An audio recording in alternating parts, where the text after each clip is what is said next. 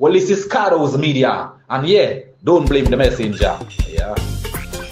Yo, you don't know, this is Trilogy, straight out of Dominica, and you're tuned in to Cardo's Media. Don't blame the messenger. Boom! Yo, good evening. It's Sunday, the 5th day of July 2026, and you are tuned in to Cardo's Media for your weekly roundup. Things that took place in Dominica over the week, and we just here to talk about it. And also, we're here to hear some breaking news from the man called the rapper, Drex the rapper. Drex, how you doing? Give us your introduction, no man. Talk to us. How you doing? How was your week? The week was rough, man. It's a lot of work. I mean, better you're working than you're not working, you know. True. The average thing, you know how I do. We just get done, you know. I just get home, I just was relaxing a little bit. But that's about it. What I say, all play and no work or something make Jack a dull boy. So all work and no play make Jack a dull boy. All play and no work make Jack stupid. Well, that is true. Yeah, man. Well, our week this week, boy, it seems like our week cannot go without some tragedy. Something drastic had to take place in our week in Dominica every week. Why is that? I don't understand. But we are here this week and we're thanking God for life, because without God, we ain't gonna go nowhere. But this week here, so it was full of disaster. Yep. We have two major disasters to speak about this week. Two that I know of. It might have more, but those are the things that are relevant coming up for me right now. Two major disasters. We have the incident that took place in Marigot with the young man losing his life in a fatal car accident. And then we also have another incident that took place in Portsmouth, where another young man allegedly took his own life. What is really going on? What is going on in Dominica? So people, if you know what is going on in Dominica and you want to share, let me know, because it is getting ridiculous. We are losing our young people every day, every second of the day. If it's not to drugs, if it's not to gun violence, if it's not to car accidents, it's them taking their own lives. What is going on? My people, let us wake up. Let us realize that we have to do better. Something is definitely wrong. So, I'm going to give you all a quick roundup of the week, and then we're going to get into the meat of the program. Dominica pledges 500,000 US to Venezuela following devastating earthquake. Prime Minister Rufus Skerrit announced financial contribution and expressed solidarity with the Venezuelan people. Voter ID cards expected before the end of July. Prime Minister Rufus Skerrit ensured of the new identification card should begin before the end of July, marking another major step in Dominica's electoral reform process. The fatal car accident that took place in Marigot with a young man from Antrizal who died on the scene. The Ministry of Health issues an Ebola travel advisory. Authorities strengthen border screening measures and urge travelers to remain vigilant following concerns about Ebola outbreak abroad.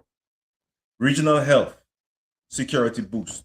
Caribbean public health officials launch a regional emergency operation centered on improving Caribbean preparedness and response to the public health emergencies. Prime Minister to attend regional meeting. Prime Minister Skerrit departed to meet for meetings in Martinique and St. Lucia, focused on regional cooperation and development. The Rotary Club began a new year of service. The Rotary Club of Dominica installed its new leadership and honored former President Charles Savary with the Paul Harris Fellow recognition. Dominica launches its 2026 Summer Festival calendar. The Ministry of Tourism unveiled a packed calendar for cultural wellness, sports, culinary events running through the summer, including Scott's Head, Canoe, Conakona, Nature Island, Selfie Tour, and Guto Dominique. You know, in the Richie. Conla. What's that? Conla. Oh, well, I am not a patois expert, so. Like myself, I'm not an expert, but I know one or two things, man. Okay, well, good.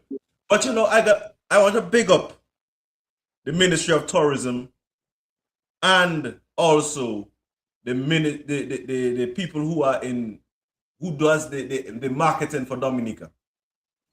I was in an Uber in the week. I had to take an Uber to work. My vehicle was dumb. And whilst I was in the Uber, now Uber plays little commercials to entice people to come to do different little things. Who shall I see first pop up in my face?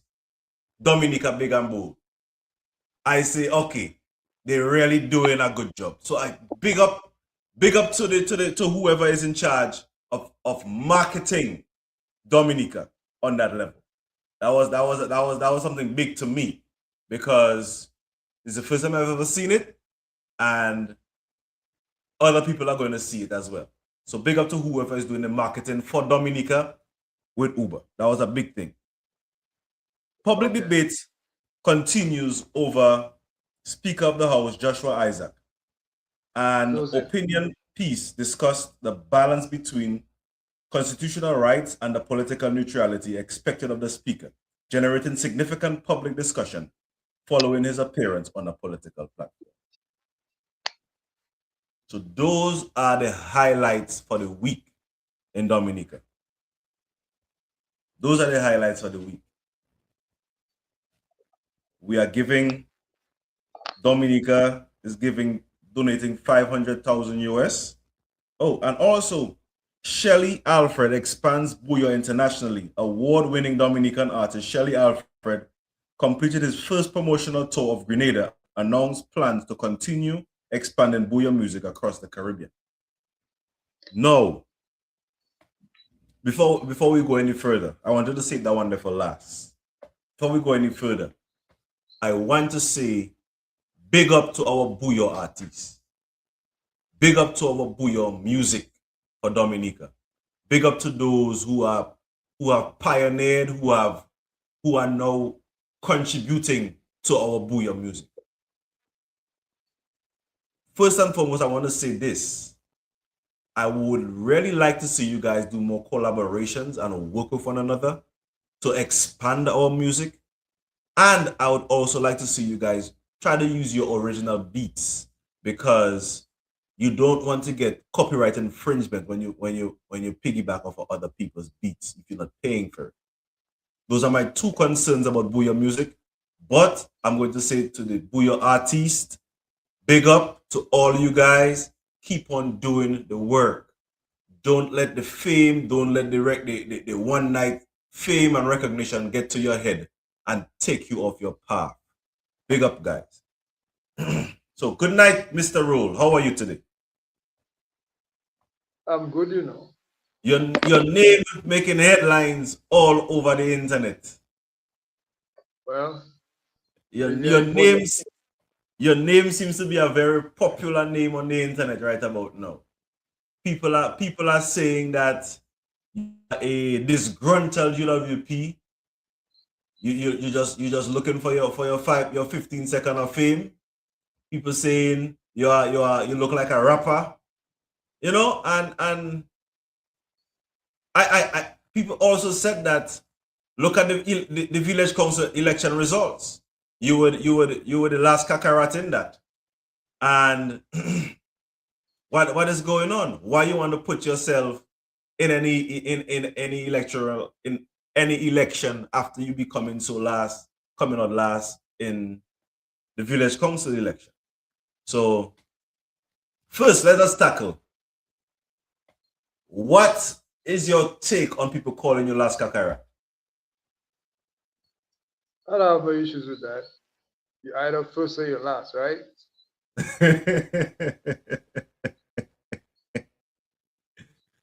I listening. Continue, I listening. No issues with that. I mean, that's just a village council election.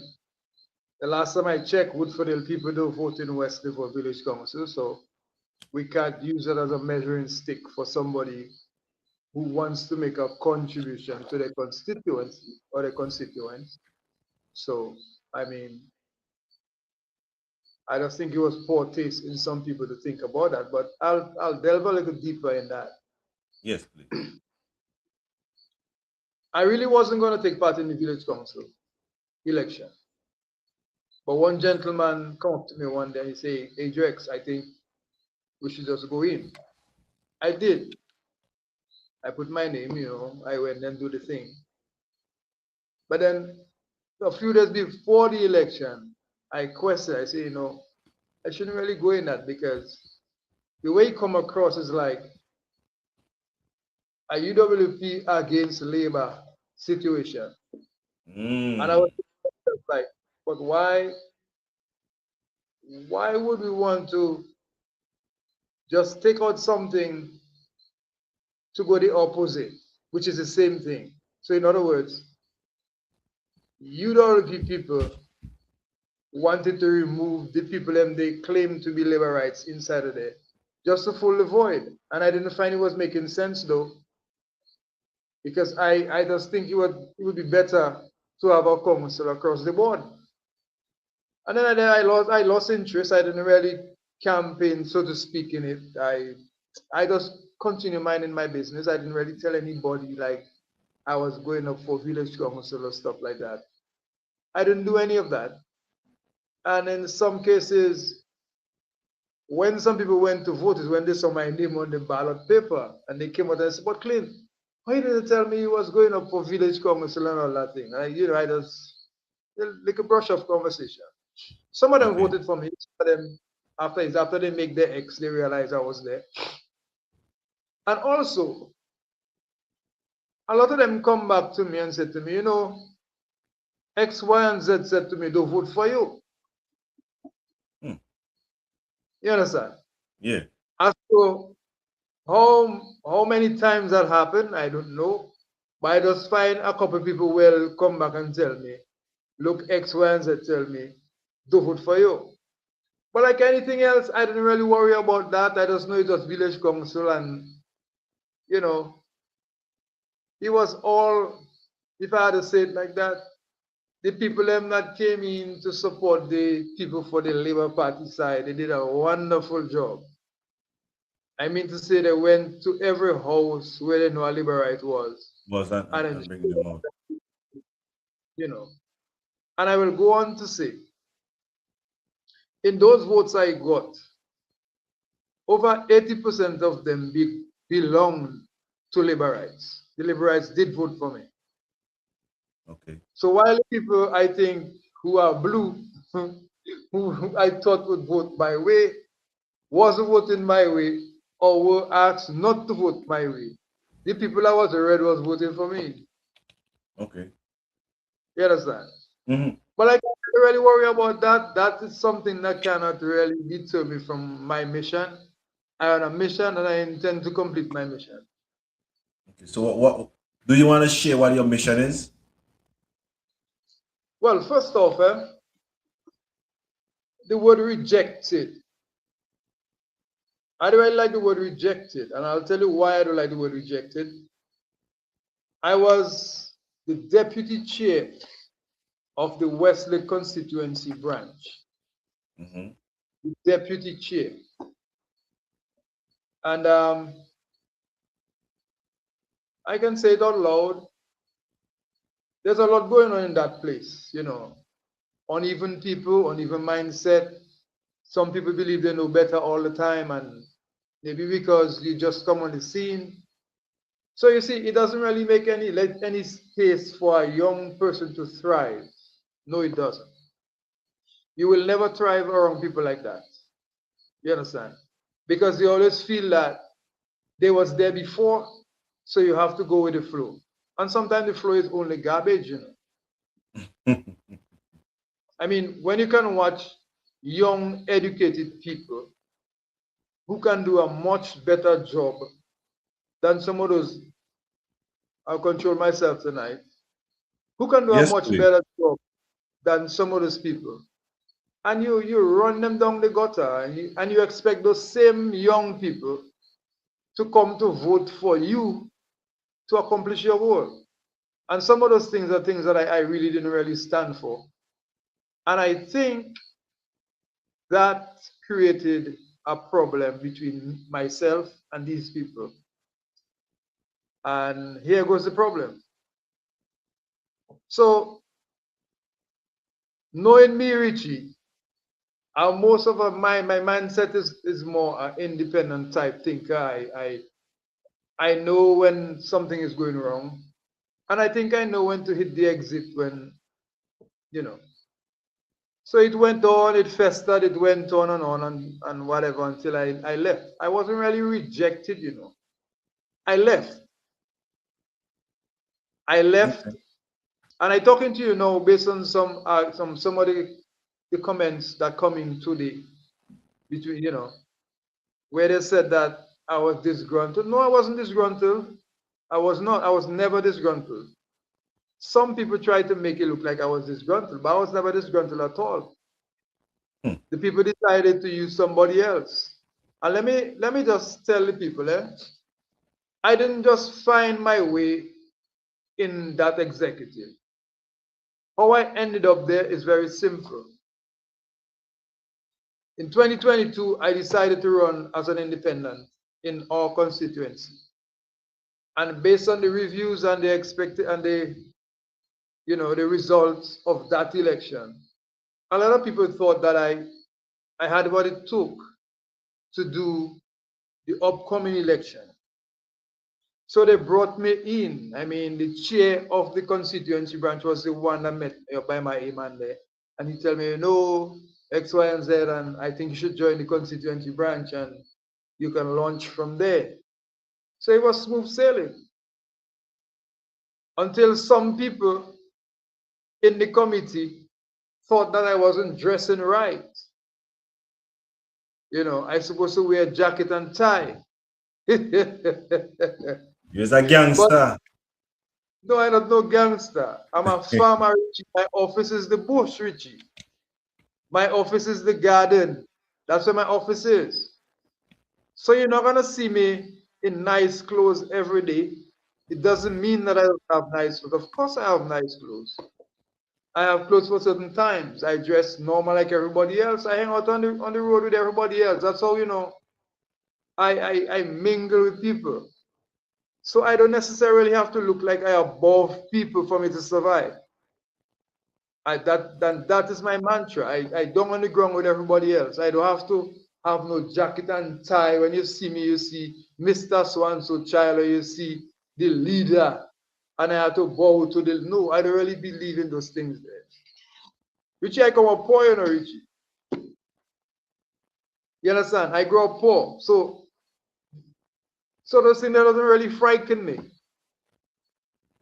My grandmother spent her money and sent me to school. So for those people that think I don't have a sense of education in my head, you can think again.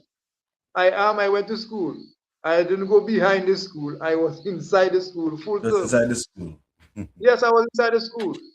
I see somebody wondering if I can run a ministry. Of course I can control a ministry. And the ministry I really want to control is agriculture and trade. That's where I'm strong. I left. Outside of being a farmer, do you have any background in agriculture? I worked.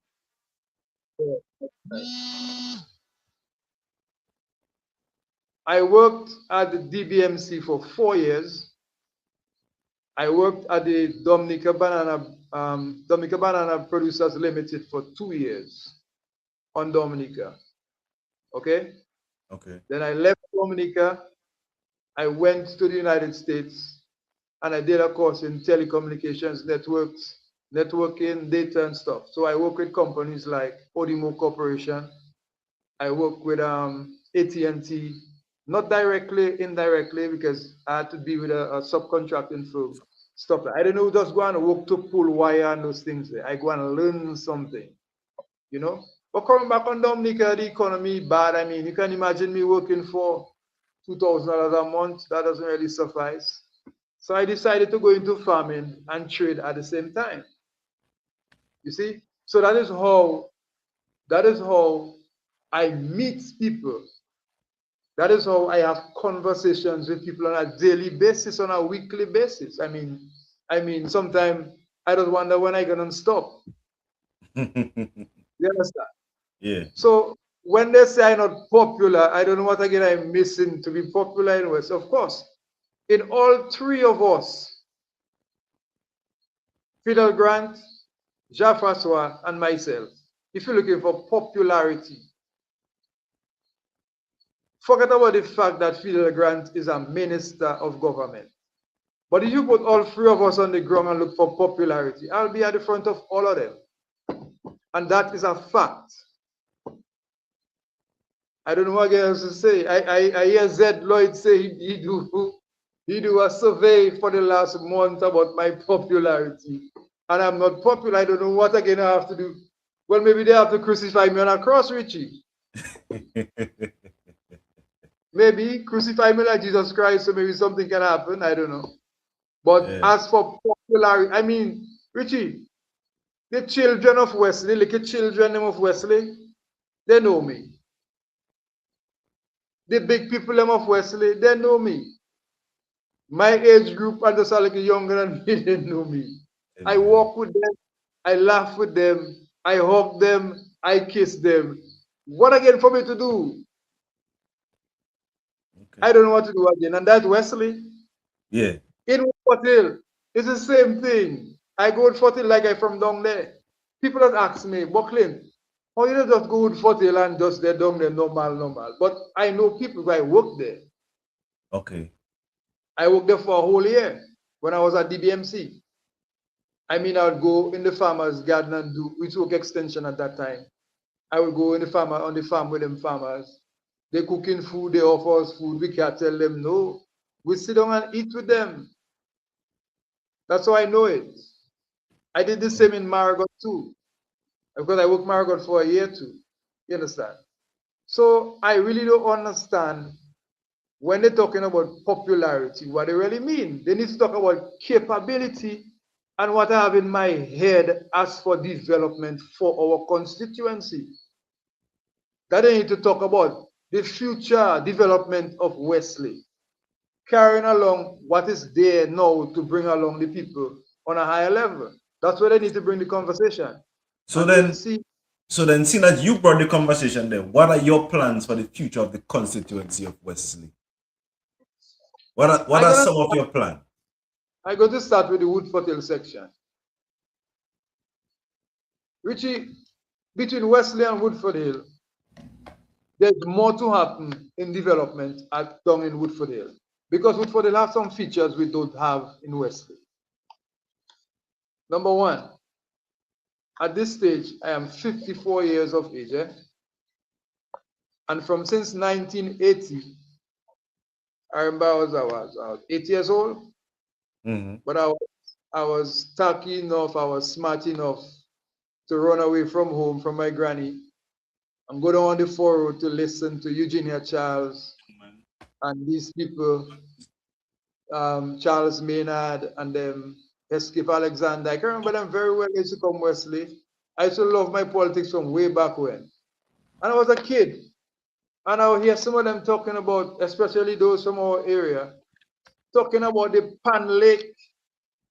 I heard about the Pan Lake for 15 years on the Freedom Party. I come back and I heard about the Pan Lake for 4.5 years on the UWP. That's my senior lake down there. Yes, and I've been hearing about the Pan Lake for 26 years on the Labour Party. Do the maths, Richie. I'm 41. That is 45.5 years I've been listening about the Pan Lake. Can you imagine that? Yeah. And there's a lot that can be done about that place. I know the place. I know the access to the place. Now, things I tell you is not things that I wonder about. It's things I know about. I know the access to the place. So, number one, in terms of access, road improvement to the Pan Lake, proper road to go down to that place. Number two, acquisition of land around that area to develop it. And when I say develop, I'm talking about cleaning the lake, excavating around the lake, putting in gazebos, stores, restaurant stuff, you know, where people can come and ply their trade. Maybe you can hold on the restaurant or the snack it or whatever you want to call it. So when the tourists come, you have bars, you have food places around there. Provide employment. Providing employment for the young people. Wait. You make it a place, a destination for the cruise tourism. Okay. Because that's our biggest tourism package we have, the cruise tourism. You make it a destination. It's like how when the tourists come, Roseau, they want to go in the valley. Mm-hmm. Right. You make it a place like that, where even the overnighting tourist people can, that's part of the calendar. They can go there and feel safe and you know, entertain themselves. You have music over there. Maybe you can put a couple paddle boats on there, where you can allow people to buy those things to put there so they can make their money, to put money in their pocket. That's how they do it overseas. I'll draw a reference to you. In Antigua, you have businesses like Tropicali Trail. What do you think they do? They have some old Land Rover Jeep, pull them up with rum punch and beer, and go in an old road and drive all day long and drunk people. That's all. And they pay big money for that. You say, and drunk people, right? I'm sure you have people on there now from Antigua looking at that, because a lot of people looking at that, right? So, so that's one of the developments that could happen. Okay. I explained to you it could happen, the things they have to do. Number two, the biggest one, the one that would serve Woodford Hill as well as Wesley. We have Secret Bay, we have Jungle Bay. Those are two indigenous hotel structures or chains, or well, not really a chain, but you know, tourist places in Dominica. Mm-hmm. You can develop Woodford Hill Beach using either of them. Do you understand me? Mm-hmm. Using either of them, develop Woodford Hill Beach.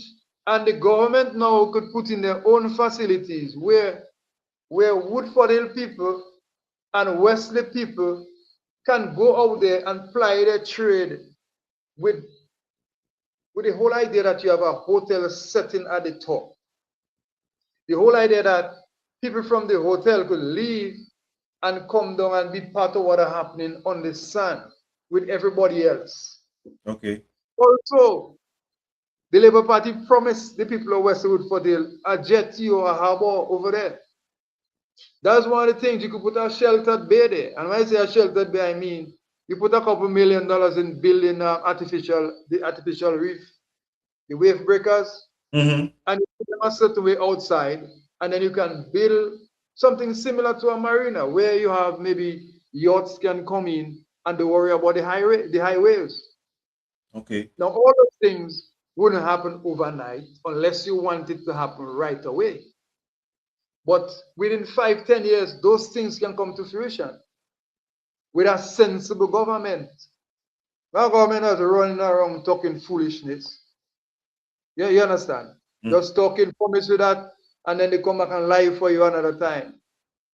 That's why I always say, Richie, if you vote for me and I do perform for you, do not vote for me the next time.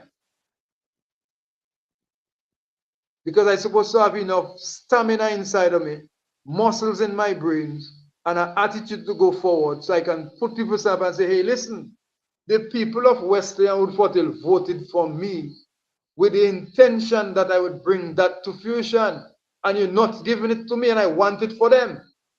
We need people like that, Richie, to stand up for the people of Wesley and Woodford Hill. Make it even worse now.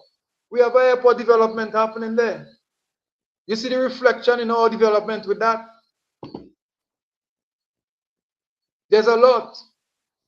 And we cannot afford to have our young people failing around the place for mediocre things. We have to think big. We have to think big. We have to go in big. You understand? Mm-hmm. And that is just me when it comes on tourism for Wesley Woodford Hill. Those two major projects. When you get those two, you're going to see other things spilling off around, because you have Cabana down there, although we're not too sure who Cabana belongs to at this point, but I can only assume it still remains our own. Then you might see other developments happening around that area, because you have two major ones on the northern side of Wesley. Oh, Wesley already, yeah. Yeah. You can see a proper field development. When you have those things, you have other things that will come on board to complement those developments. True. You might want to fix Londonderry Park in an amicable way, not just come and put a drain there and push dirty there and just leave it just so for grass to grow, and you say you do. Or you put light, and then you put the light, you don't have no machinery in place to utilize the light or anything at all. You understand? Yeah. You only do things when you're ready for a vote. Those things doesn't work. That is not nothing to build an economy. You cannot build an economy and wait for when election time to bring a caterpillar on a park and push some soil, make people see something going on down there, only to find out when you don't vote for them and they win. The next 4 years again. Never happen again. And that is always my grievance with politicians. And I just feel to myself, as a local man, I can do a different thing. You understand? Mm-hmm. And that is what I follow out all those people there for. You know, nothing about if I hate UWP or if I hate the candidate or those foolishness there. No, not that. We have to be more progressive. Even now, I listen to them in the campaign for Wesley, and they literally doesn't even make much sense, because the kind of project I'm already talking about, that cannot bring no development for nobody. For nobody. I mean, if you talk about like a recreational place, I understand, but you can't go in as a candidate for a party and have that small mind there. It doesn't make any sense. No. Talking about, I mean, yeah, we can clean dam for us to go and dive and take a bathe in the river. But brother, we need things to bring job for people in our constituency. We need to expand our work base in our economy in Wesley Woodford Hill. And that is just for tourism, Richie. Okay. Agriculture, no. When I was at DBMC, we had roads. We had a major road from Woodford Hill going all the way up Constant Spring, going all the way up to Simpa. Okay? Yeah. Now you pretty much don't have no road. You're looking at the Pompey Road, deplorable. The Florida Road, deplorable. You have the Shapai Road, Shapai Bamboo, Subaina Road, deplorable. You have the main road, which is Constant Spring Road going up to Simpa, deplorable. They come and they do some concrete work on the one in Mango Gutter. They start from the junction up here in Burton, go down to the gutter and go up the other hill. That's it. But you have the road going back to Laswa, the Newland Road. Nothing happened to those there. Nothing. So it clearly shows you the government itself really not interested in agriculture. Okay. And why I say that, think of it. You do a road maybe about, I don't want to, 500 meters, 600 meters. More that. Now, along that road, nothing is happening. You don't infuse nothing in the people to give them the oomph to go back. to do some. Okay, no, we don't have no real big market to command people to go back on the farm. All we have is a small market in Antigua and St. Martin, where now we competing 100% with other countries from the region. For instance, Guyana, for instance, Santo Domingo, even Mexico and Central America. You've seen avocados coming in from Central America. We've seen bananas coming in into Antigua from Chiquita and Del Monte. And those bananas are coming in numbers. They're not this small quantity. They are in big bunches. Talking nonsense for you. Little chicken reading, you know. We're talking real talk tonight, you see. I want to have that conversation tonight. I really want to, because I know I have the information. I know I inform when it comes to those things. You see, and we here playing games with agriculture. When Dominica could mass produce, Richie, yes, the farmer will pick up a smaller price per pound, but the farmer will be in higher quantity. So, in other words, they put it easy for them to understand.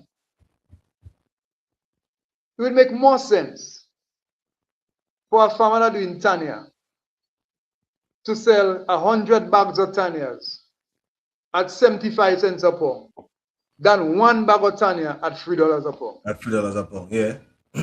Yes. You know what I'm saying? It would make a lot more sense for a plantain farmer to sell 1,000 boxes of plantains at 60 cents a pound than sell 10 boxes of plantain at $1.25 a pound. Yeah, because you're producing it in quantity and you're making more money. And now we have an issue. One of the issues we have on the market, and we're not paying attention to it. And that's why I tell you, the government or they have an issue with farmers. I'm glad the Haitians are here. I just buy from them. But guess what? The pricing structure they're using to sell to us, and no matter how we try to break it, no matter how we try to explain to them that we technically kicking ourselves out of the market, the regional market, by those high prices there. Nobody seems to be in government or in control to say, hey, this is ludicrous. We can't afford to continue doing that. Because so what's going to happen? Wait a minute before you continue. Let me ask you a question then. So you're saying that there should be some form of price control on the product? Of course, yes. But Richie, when DBMC was there, there was a price control for bananas. Okay. And the farmers in Dominica still was productive. And they still managed to send the children in school and everything else. So why we have to be price gouging and undulating pricing and going on price hiking, all those things there? Because you want to get a commodity and then you're going to go on the market end and try to sell it, Mother, Son, and Holy Ghost. And then the people that are supposed to buy from you, they wager in and they say, you know, I can go and buy nobody for less. Let me go Guyana and buy my pumpkin. Best I go Santo Domingo and buy my plantain. I get in the kind of plantain I want. And so, look, I don't want to stray too much, you know. Look, yesterday a customer called me. And she wanted a specific type of plantain. They call it banana corn. We just call it horse plantain. Some people just call it BG plantain. The big kind of plantain. You know it? Yeah, right. I seen it, yes. The reason for that is Guyana offers that. Santo Domingo offers that. The problem is so much chemicals in those things, they don't have much taste. Oh. You understand? But they would love to get that from Dominica. So far, I managed to get one bunch today. One farmer came in with, I think, 1,000 pounds of plantains, and he had one of them going 30 pounds. It's in the storeroom still for that customer tomorrow. Now, I say not to say, we have agriculture ministry, and it's like nobody paying attention to certain things. You must pay attention to your competitors at all times. Yeah. So you can empower your people, especially when you know you have the taste. Work the taste and let your people and them be productive. You understand me? control the market there. The same way Santo Domingo wants to come in into CARICOM and control the market because of the free trade, whatever, the free trade zone and all them things they have there since 2007. You know, they're taking advantage of it. We are part of CARICOM. We supposed to mass produce and take over the market that belongs to us. We can't allow one other set of people to come and take it away from us. No. So you need a government in place that can see to those things. You need informed people, Richie, if I must say it so. You need people with information. Of course, you have people in the system that would be informed. But if the people you're voting for, they're not informed, then they cannot have a proper policy going forward. They cannot. They can't put a foot down to say, hey, this is what I want to happen. This is where I want to go. Do you understand what I'm telling you? Yeah. Yeah. So you need to vote for a person that can put the system stand up and say, let me tell you that. I have 40,000 people now depending on me for survival. I have 60,000 people that depend on me. Well, the 40 would be maybe the working class or 30,000. Listen to this. Right. A comment came in. The government alone cannot change those issues.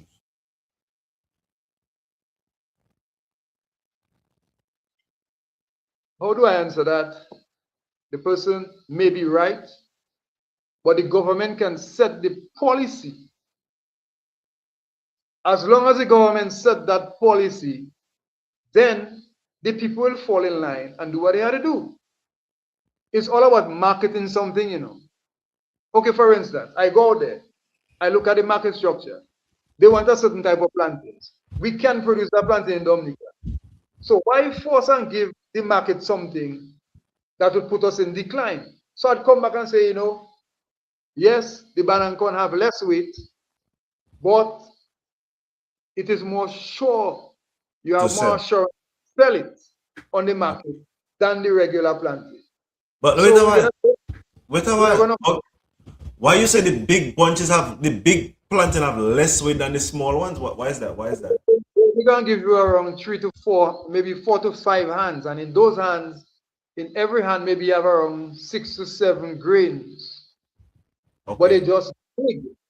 But the point I'm making is that, Richie, would you sit down and allow for your market to fall apart because you didn't apply yourself to stay on the market? No, you should not. No, you should. Right. So that's my argument. And that's going to always be my argument. And I also believe too that we should start diversifying and not just selling our raw fruits. Also start selling. We come let us now. We're just talking about the market where we're selling fresh produce and stuff like that. You know, because one of the reasons why they want the banana corn is because the machine that cuts the plantain chips performs better with the banana because it's bigger. They get a yield in terms of chips with it than the regular small plantain. So that's why they want. So you see, again, it's all about the ministry. That's why when the person was talking about if I can run a ministry, I was wondering if it's crazy. Some people are crazy.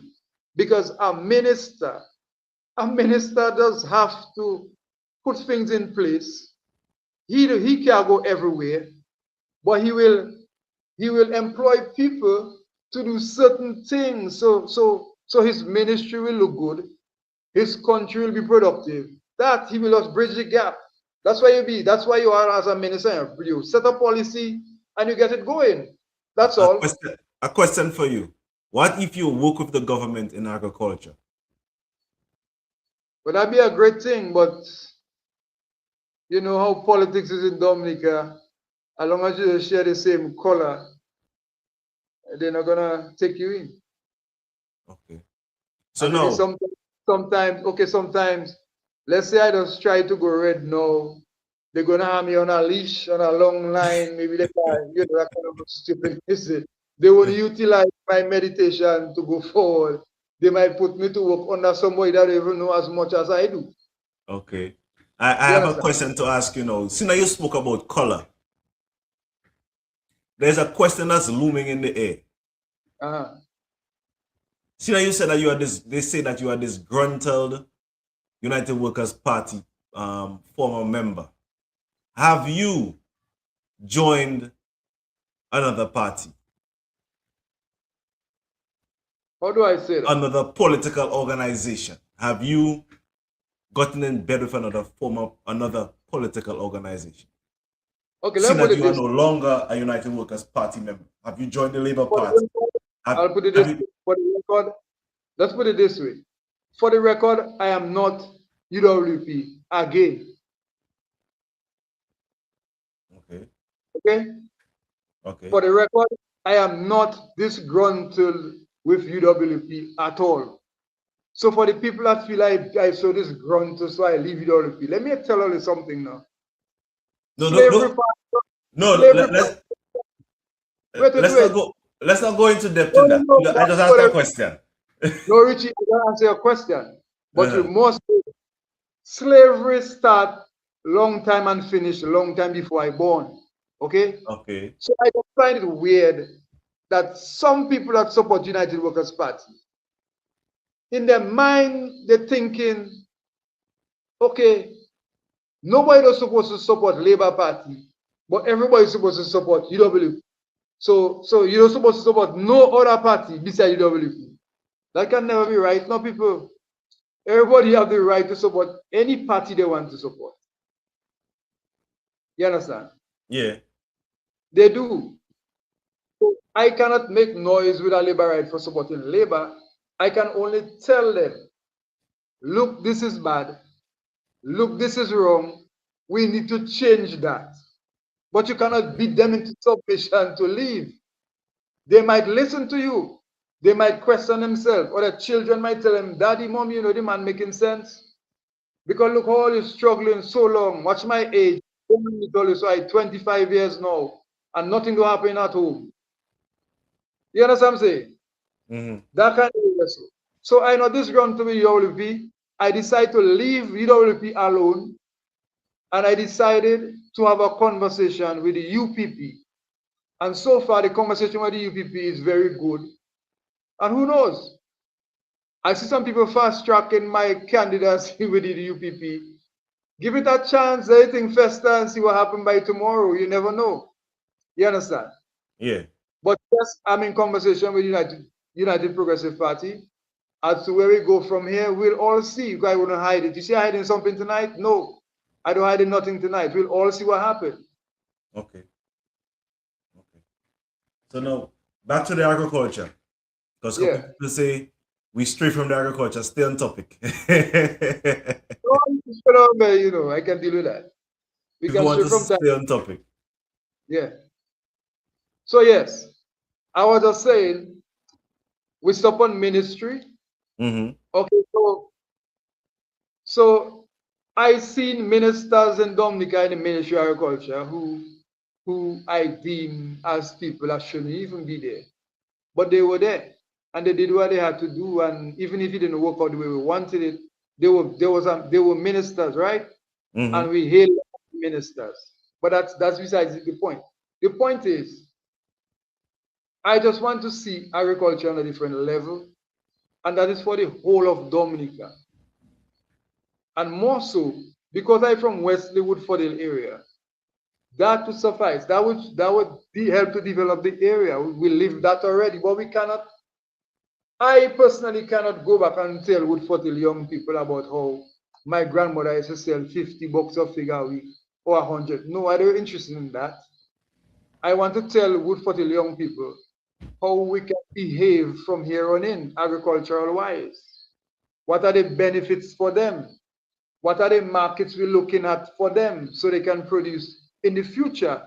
I don't want to be telling them about when money was meeting money. We know that already. We already know that. We said that enough time already.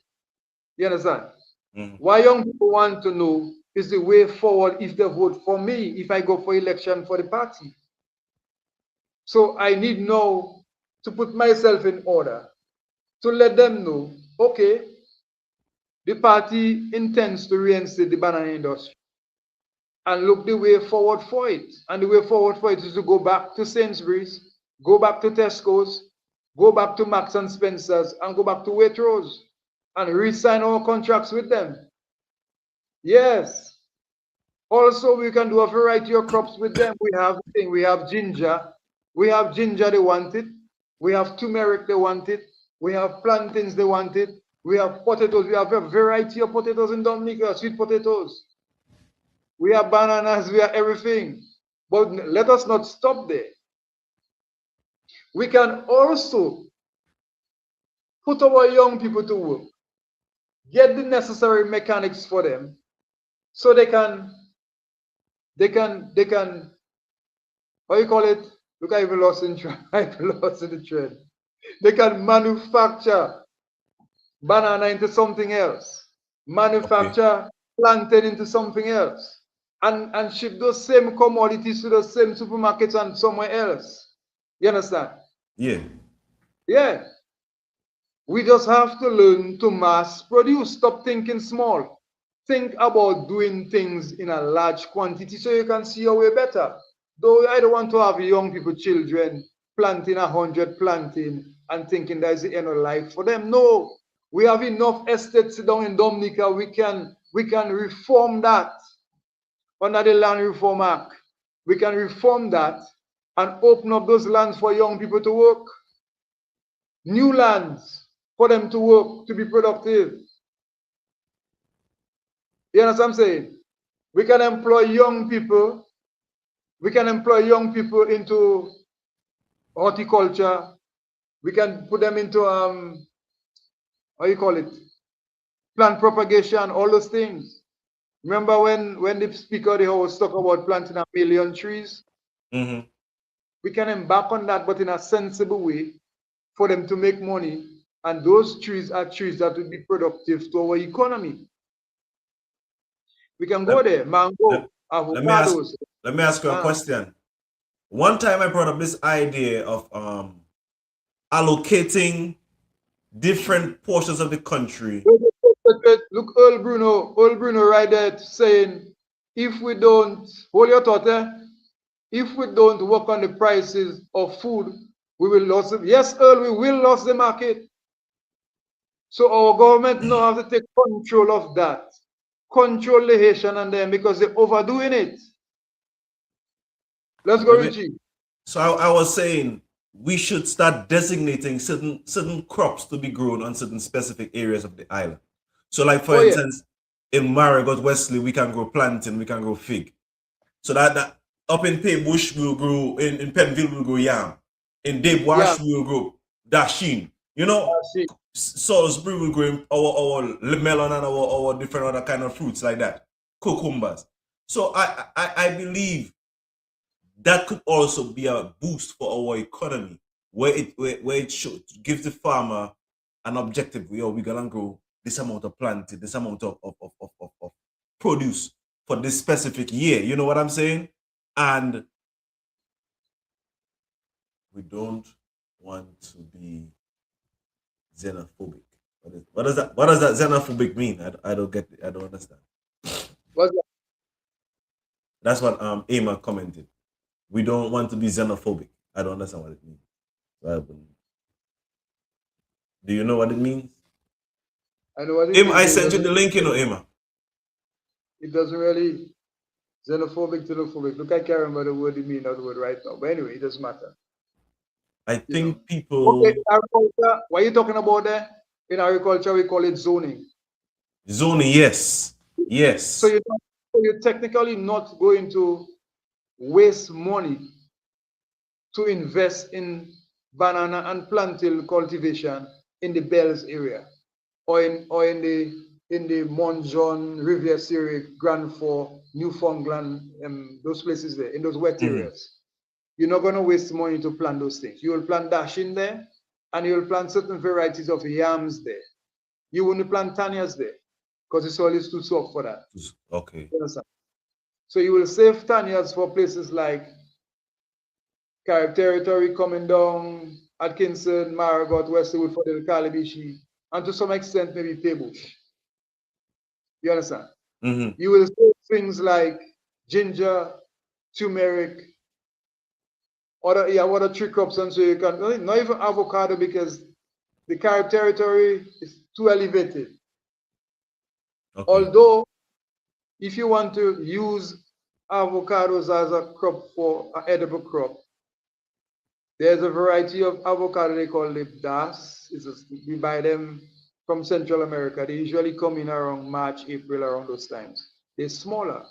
If you're going to hit the market, it will be more economical to have those than to have the big Dominica selected to ship to big markets. You understand what I'm saying? Okay. Sometimes you wonder why they don't have Dominica selected. No, because they structured the thing in such a way that you can ship 1,000,000 avocados, minimum cost, and maximize your profit.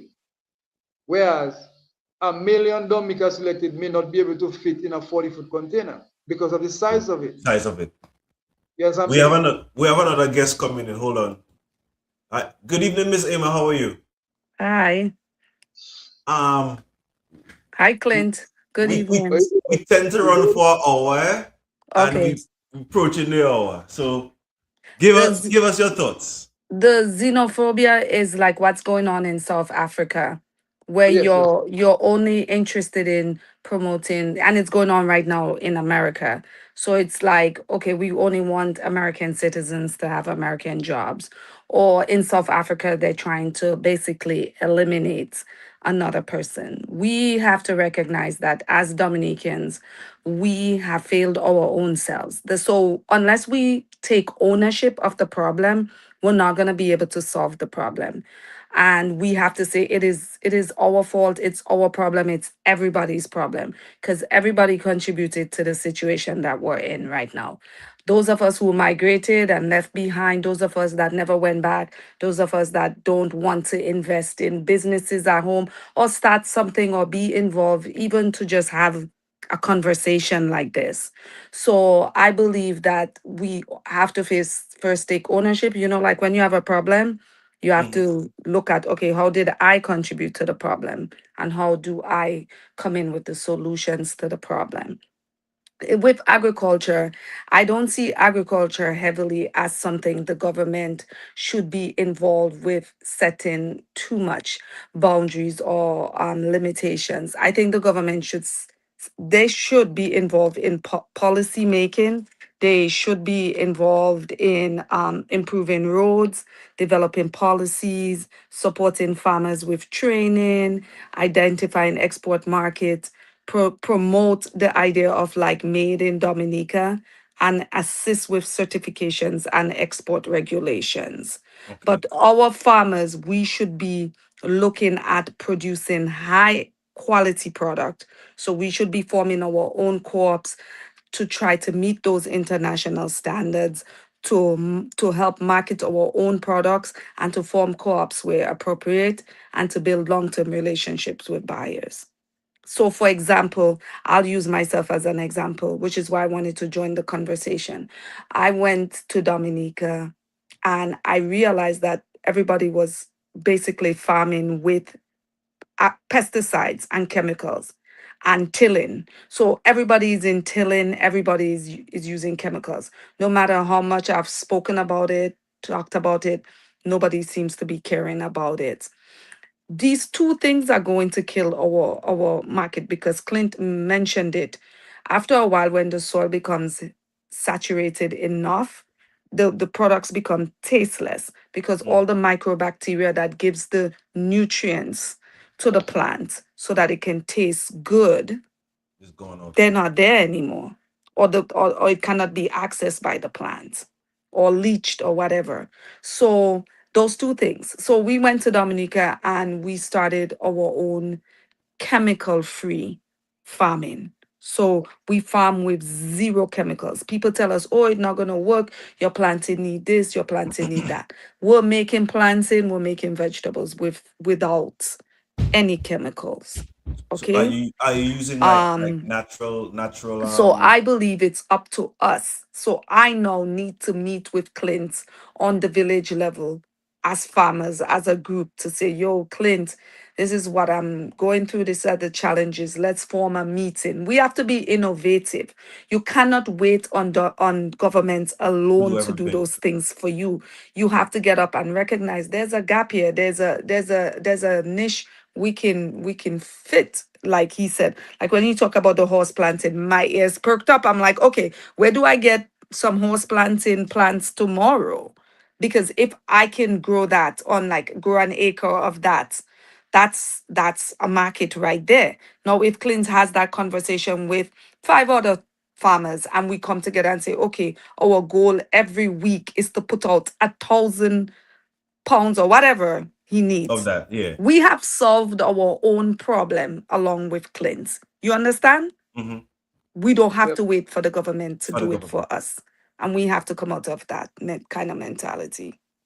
So are you using what are you I using? cannot hear you now. What you using for your fertilizer? Wow. Can you hear me? Hello? You guys can hear me? Yeah, we can hear Yes. you. I Can you hear cannot Clint? you. Clint, talk. I'm Let me here. see if you can. You hear me, Richie? Yeah, I can hear you. Yeah, I'm hearing you. I'm You hearing can her hear too. me. But Yes. she can't hear me. So ask her, what is she using for her fertilizer? Okay, you wanted to know what type of fertilizer you use. Maybe she had to go out and come in again, Richie. Probably.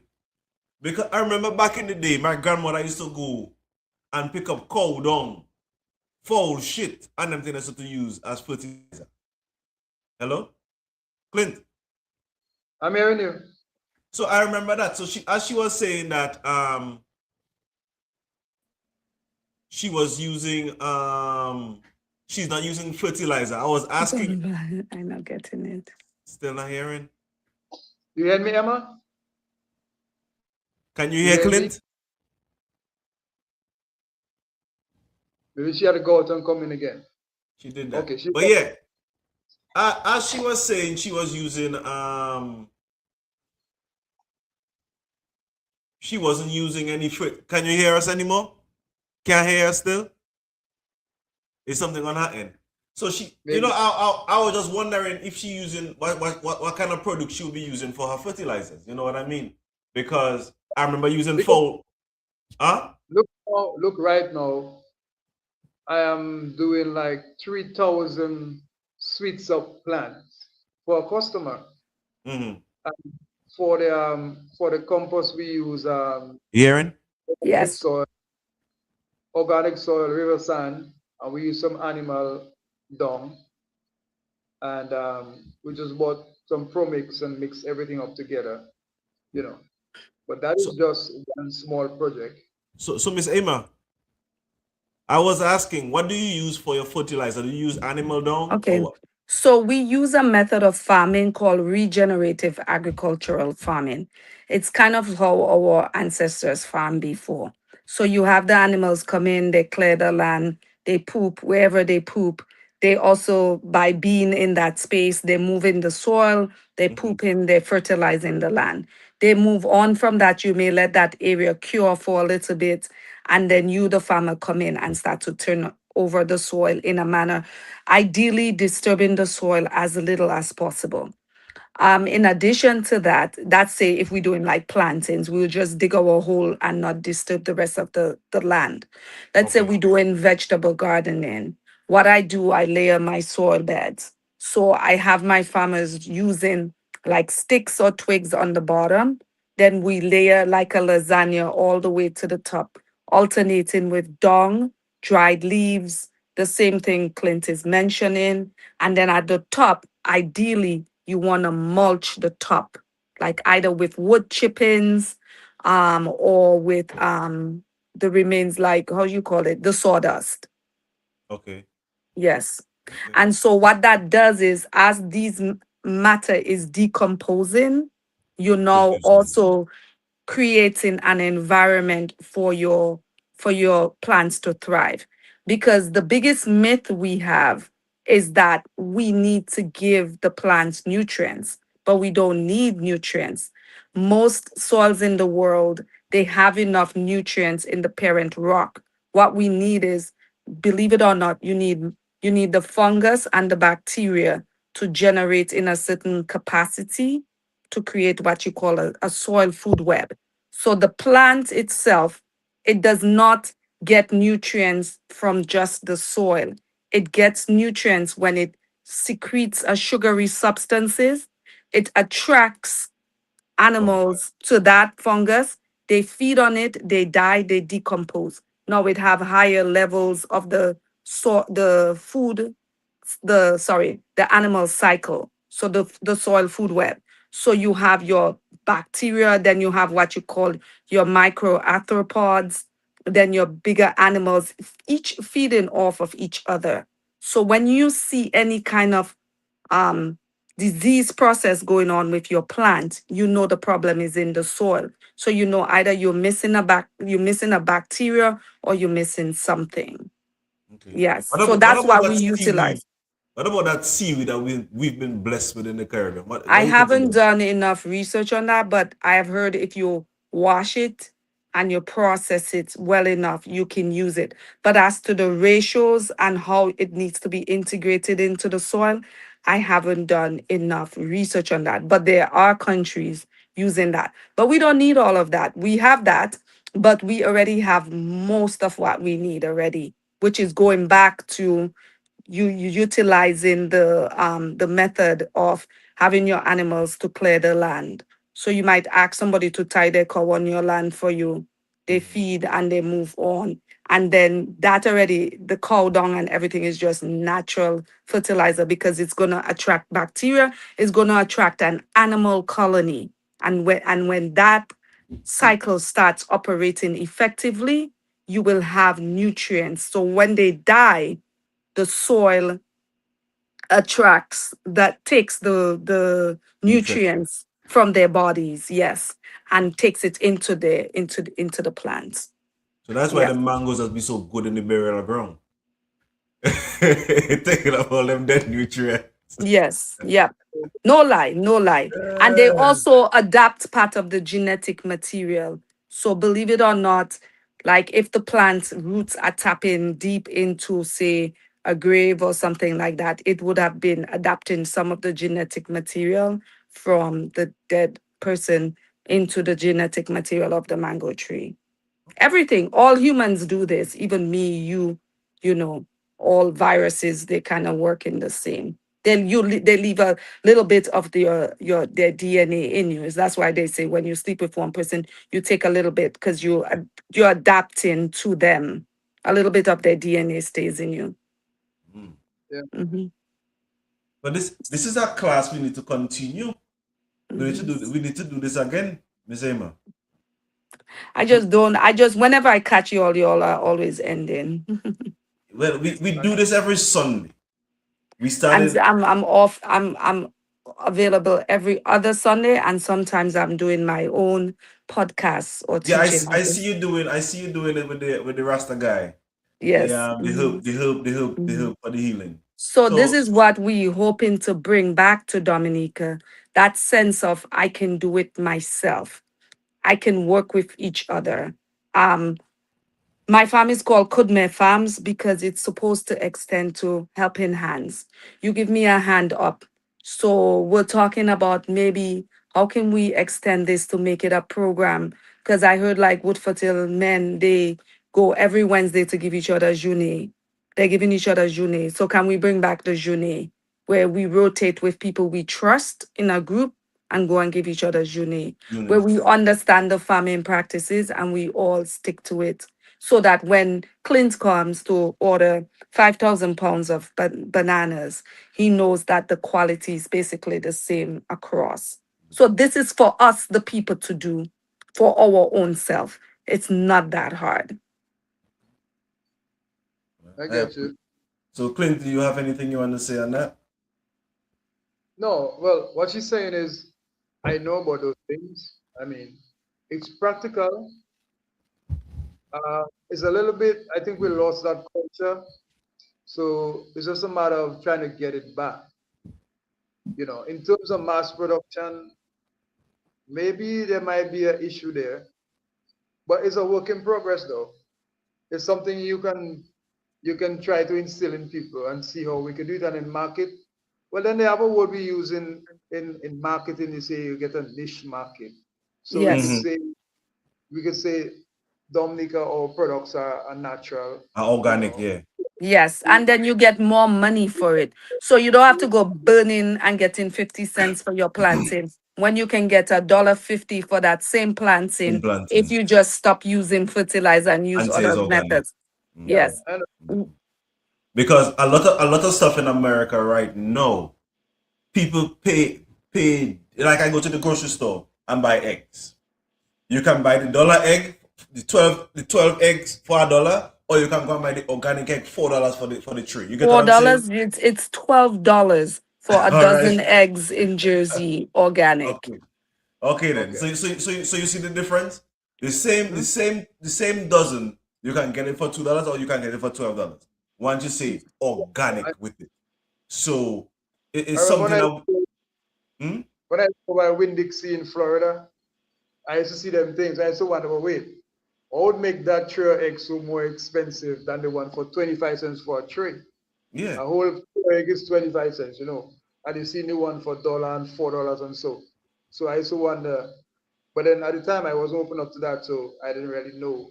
You know, it's over time I get to understand Mhm. what They do it that way. And And we have markets close to us.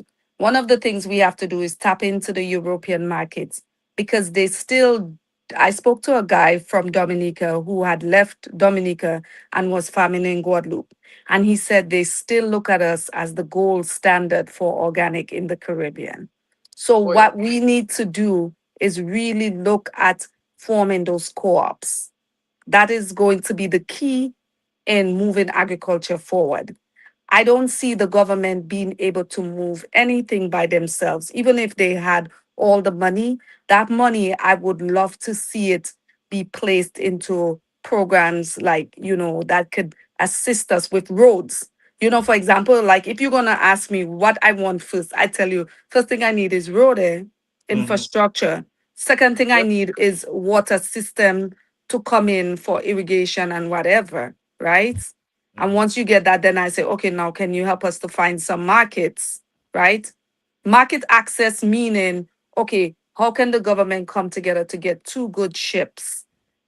Or us even, how can we not be stalled? Because other people have tried it, but there's a lot of red tape, right?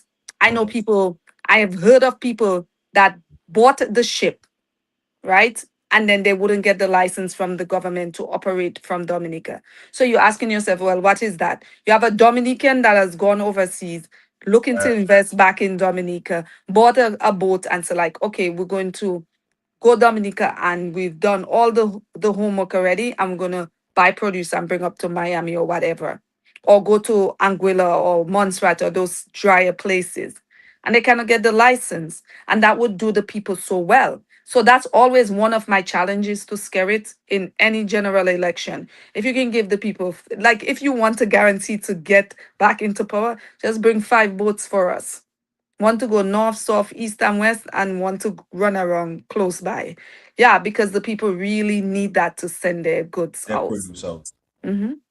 So Clint, give us your closing. Oh, Miss Emma, before we want to close because we run over our time. Give us a closing and then we'll go to Clint and then I'll end. I would say I'm appealing to the farmers in Dominica to start forming co-ops, to start looking at standards, quality. What do you want to put on the market, and how do you want to be known in that market when you produce a good or service?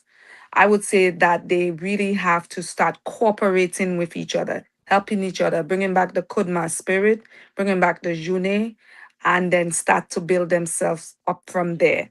Don't look to the government for everything. The government, even if it wants to, it doesn't have enough money to do that. So we have to be realistic. And even if the government were to change, that incoming government still wouldn't have the money. So no matter how you look at it, it's going to be the private sector That driving everything in the next 5, 10 years. Clint. Okay. So what am I saying makes some sense. So I can elaborate a little bit and say we did it already in the banana industry. I talk in agriculture now. We did it with Geese Industries, which Geese Industries was, you can say, an investment company in Dominica. It wasn't a homegrown company, it was something from somewhere else. And we utilized their services for a good few years of my life. But yeah, to summarize, going forward, my input into all of this would be to get young people to be productive and to sanction the government to go out there, like what Ahmad just said, look for the market, look for the equipment for young people. If you put it in another young person, so for instance, you bring in you want to bring in irrigation, you give it to Ahmad to do. She opens up a business in irrigation terms. You want to bring in how you call it, preparation, cultivation of crops, preparation of crops for farmers to use, you give it to Richie.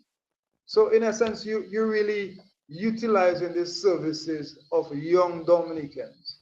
And that's how we're gonna become productive. Yeah.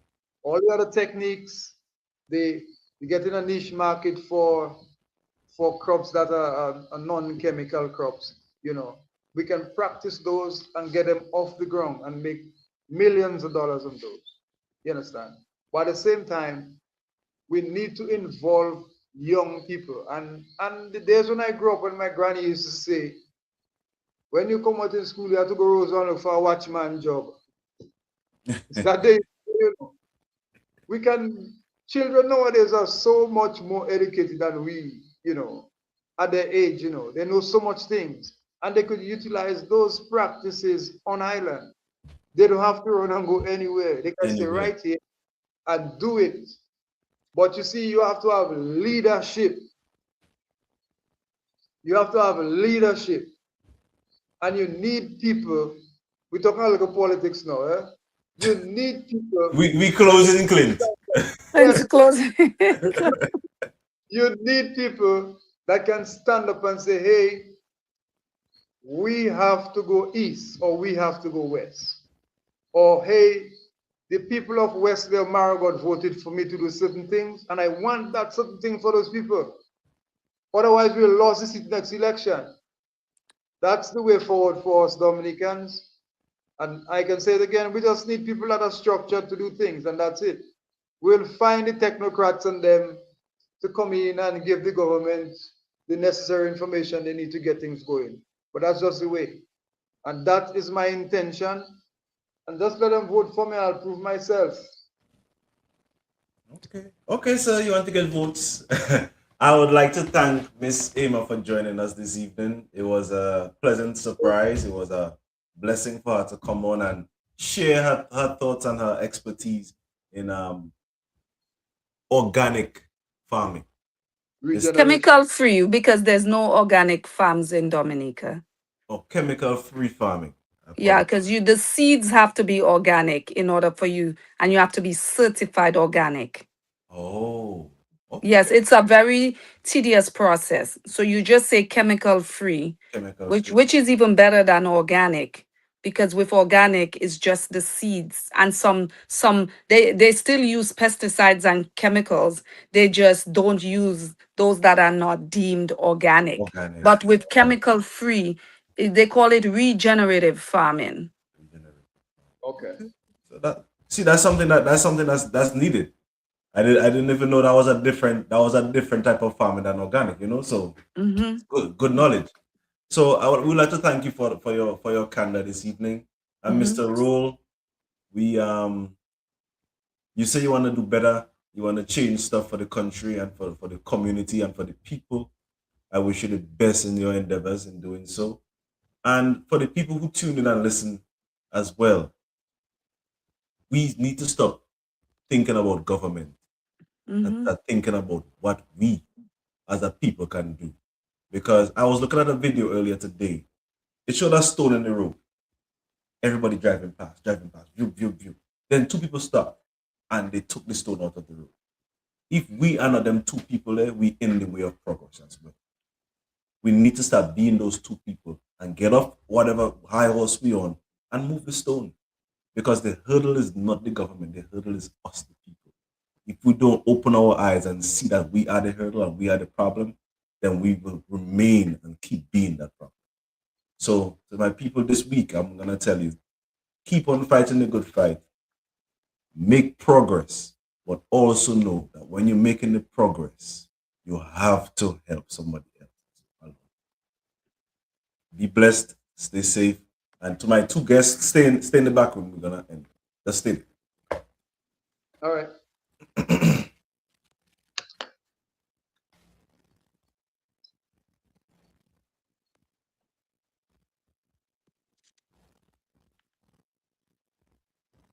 What the hell? Oh, shit.